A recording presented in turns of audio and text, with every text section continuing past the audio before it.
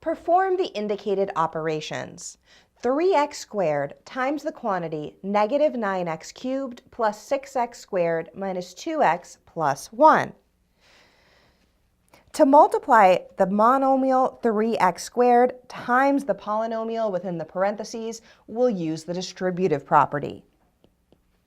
By applying the distributive property, we have 3x squared times negative 9x cubed plus 3x squared times 6x squared plus 3x squared times negative 2x plus 3x squared times 1. Now we simplify each term by multiplying.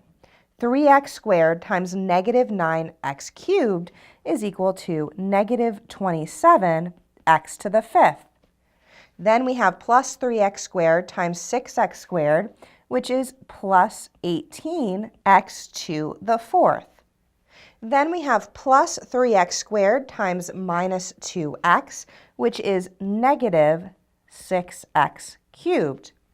And finally, we have 3x squared times 1, which is plus 3x squared. So the original expression is equal to negative 27x to the fifth plus 18x to the fourth minus 6x cubed plus 3x squared.